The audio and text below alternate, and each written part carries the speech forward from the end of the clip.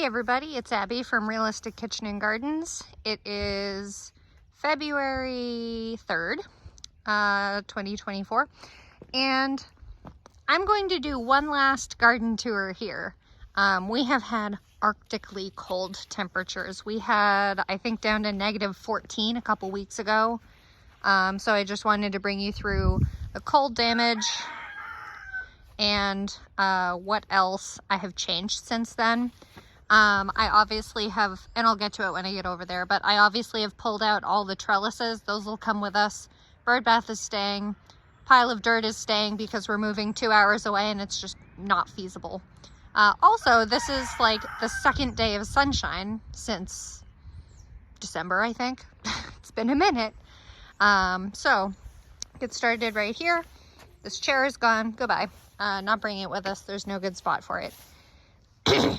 Thyme does not care about the cold or the hot. Thyme is a bulletproof herb. If you want any herb to grow, you should do thyme. Also, this oregano has not cared. That's new growth, and that's new growth. These are the flower stalks from last year. I cut the basil stems off because they just weren't doing well. Sorry, that basil was very long dead, so it was just like waving in the breeze and making a mess. This is the skeleton of the summer savory that has so long been dead. The parsley had been doing well up until the Arctic frosts and cold that I had.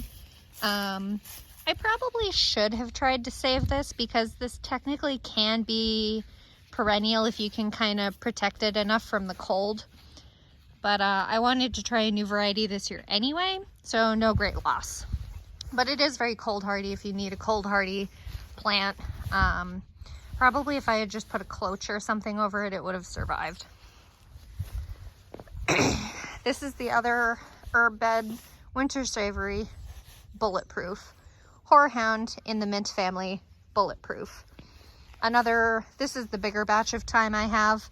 And underneath here in the middle is where the chives are in that bin. They go dormant in the winter anyway, so that's not a big surprise. This is chocolate mint that I had in a pot, and it had been putting up some pups, but the cold damaged it. And I hope it didn't permanently kill it because I did actually want to keep it. Nope, there's some pups. Those green, they're little baby mint pups. Mint is also bulletproof. Please never put it in the ground unless you want it there for the rest of your life. Surprisingly, the chamomile did fine. All these little feathery green sprigs is chamomile. This was also, no, this was the chamomile plant in this pot. And then the rest of them are mints. So this mint, this was the spearmint, the very upright plant. I don't care if it dies or not. I haven't seen any pups from this one, which is fine. There are some pups in this one. This is the peppermint, which is a little bit more woolly looking, I guess. Those are the died down chives in that, but that's been like that for ages. I did have in this raised bed some lettuce, very small lettuce seedlings that were kind of just in limbo, and that's what they look like. Surprisingly, these, you won't be able to really identify it easily, but I know this is cilantro. This is Calypso cilantro, and it actually survived the cold, and I don't know if it's because it's down in this little pocket, because this is maybe an inch or so taller too than that. There's that one. So there's two. And there was a third one on that side. There it was. But that died off. And there's some chamomile coming up.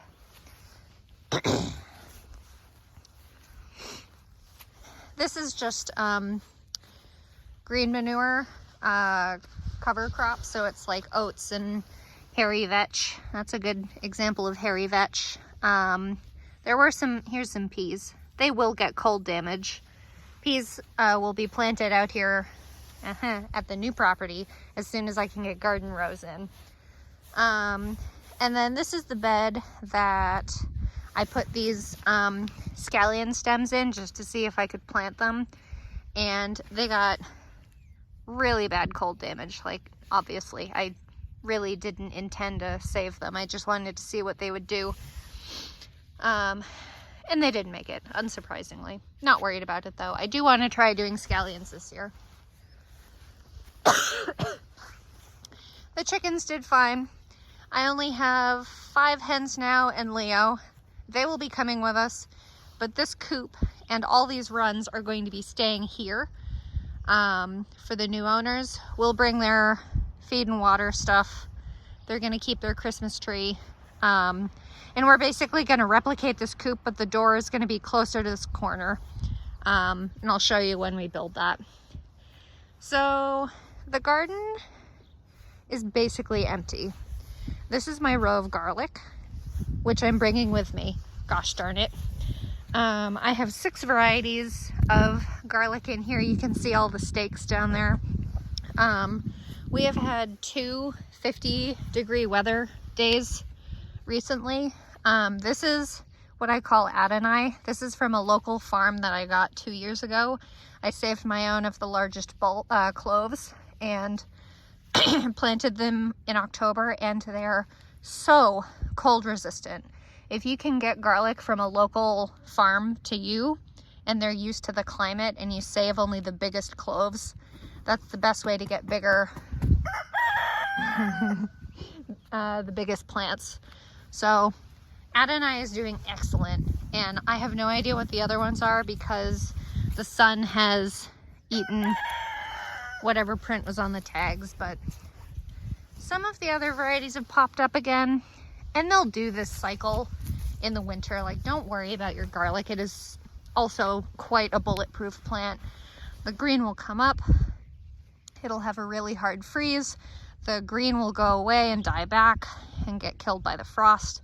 And the clove will just shoot up more greens when it gets warm enough. It's not gonna hurt it. This variety is doing really good. There's a whole bunch of them here up.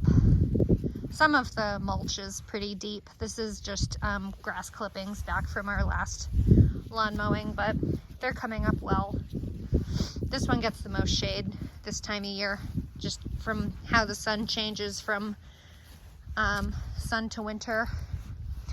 These are the 2, you really can't see them, but all the yellow is the cover crop in that row and this row.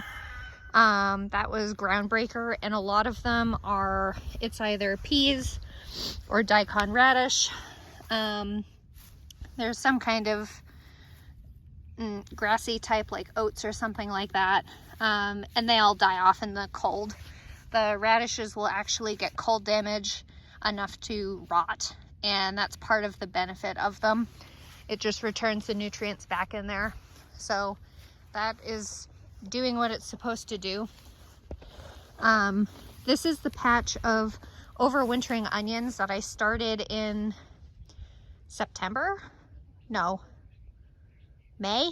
I have no idea when I seeded them. I seeded them late feeling and then transplanted them in October, and they have a little bit of a mulch layer. This is High Keeper Yellow. There's 2 rows of them staggered, and then there's 1 row of Red Spring. And these are all meant to basically go in the ground and just overwinter that way. And in theory, they're supposed to be some of the earliest harvesting. They're bulb onions, and they survive the Arctic temperatures, no problem. You know, with whatever ones actually made it. You can see deer prints in my garden. And I haven't been trying to discourage them. They're just gonna be there like that. That is one of the bulb onion stems, but that one is not going to make it. I can tell by looking at it because it's super rotten. So I'm not going to try to dig these up. I don't have room for them. I'm getting a lot of started onion plants from Dixondale Farms this year, which is the first year I'm going to be getting those started onions. And I'll go over them in my garden plan when I do it very soon. You can see the stem of this Red Spring. Onions are so resilient. Onions, Garlic is really resilient. There's a good few of these that are gonna make it. So the people that are buying our house are gonna get some interesting plants. These cabbages, this is Red Express and Green Express. Really did not do well. They were supposed to be a 55-day variety, and I don't know if they do better in the spring. Some, even if they are cold hardy plants, some of them do better in the fall and some of them do better in the spring. But they just didn't do well, and I looked back at the variety online and they're actually quite hollow. The heads of them are not super dense and firm. They're a little more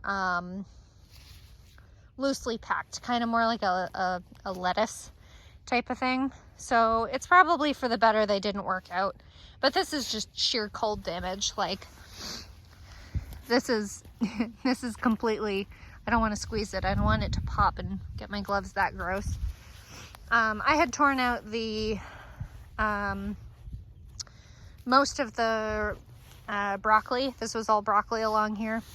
And this was the last plant, which had a little bit of a head on it, or it had a good number of side shoots. This is Waltham heading broccoli. And I wanted to see if it would work, but I didn't try to protect it. I'm not concerned about it. This is the corner where it has, I'm going to try to bring these with me.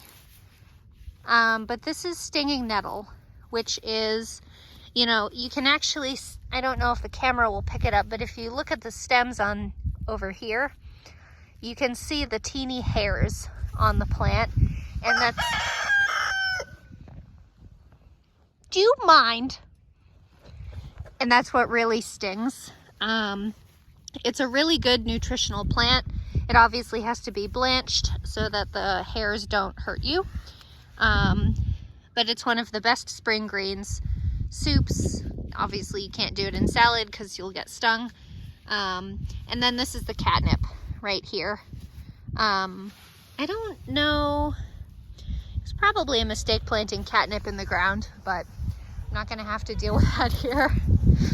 This is all, anything you see like this is actually poison hemlock, because I got a bad batch of compost last spring that it wasn't compost. It wasn't composted hot enough to kill all the seeds of that kind of stuff. So there's that. These are the carcasses. So there's this row down here, and then there's that row. So that's a basil carcass. That's a bell pepper. That's a bell pepper carcass. These are all from the petunias and green beans and that kind of stuff that I never pulled out. I didn't really need to. And if you remember, this had been opened up for, this is actually a little bit of it. It's obviously not doing well because I haven't been protecting it, but this is Swiss chard. One stump is very cold damaged, and that stump apparently doesn't care. This kale has died. There were two like Lucchino style, and then two purple curly kale, which I really liked, but I never got a chance to have any because the deer kept eating it. This row was the sprouting broccoli, which allegedly is supposed to be a type of broccoli that you overwinter and then you get harvests in the spring. Now, they had done pretty well up until that Arctic freeze. They obviously have not made the Arctic freeze because they're piles of mush. But I did manage to get probably 2 or 3 decent harvests out of them. So now I know for next year I will grow more of them. I only grew 1, 2, 3, 4, 5 of them. And I got a pretty decent harvest out of them. So I will grow them again. And these are again 2, that's really big. Is that actually the bell peppers? It's amazing how big the the nasturtiums got, because if you remember last year in the garden, the nasturtiums got so big they were taller than the pepper plants and actually overshadowed them. So I won't be making that mistake next year. That side of the garden is empty, and the only thing left is these Brussels sprouts. These are Darling hybrid purple Brussels sprouts, and they actually held up pretty well. This would be, if I choose to harvest them, which I may or may not, they're still pretty firm, and they're getting a decent amount of light, but they obviously have some basically freezer burn equivalent on them. Good number of sprouts on them. These are 3 plants that I've picked over at one point to harvest from and left some of the smaller ones to harvest again later. And this was Long Island Brussels sprouts, which bolted basically. They all did this, which you can kind of harvest as like a kaleette, but my husband didn't love them. They were okay. I certainly wouldn't buy kaleette plants just to harvest them. So hopefully I can get one more harvest out of those Brussels sprouts, but if not, I'm not concerned. I wanted to show you my rosemary really fast, and actually I guess my lilac tree, which will not be coming with me. The raspberries will be coming with me. The rosemary will be coming with me. He's got a lot of cold damage, but if my camera will ever focus, you can see the buds. There you go. You can see the buds where the little branches of leaves and fruit and stuff will come out in the spring. So these have hope. We're getting there. We're in the season of hope and coming soon to it. So I have four-ish plants of raspberries I'll bring. The lilac has some nice big fat buds on it already. I don't know if it'll flower well, and I won't know because we're going to be out of here in 3 weeks time. February 19th is our official move date. Here's the rosemary. This is ARP rosemary from Territorial Seeds. It's supposed to be extremely cold hardy, but everything has its limits, as they say. So I covered it with a cloche, and I do want to bring it with me and make it a nice sandy spot at the new house in the full sun. So that's basically it. Again, I'll be doing a garden tour very soon. I've been working on the garden plan for the Zanesville house very soon, the 23-acre house very soon. I've been working on it in the background, but I wanted to wait until we officially closed on the house to show you guys. So if you like this kind of stuff, please like, follow, and subscribe, and follow along my Facebook page, Realistic Kitchen and Gardens. Bye!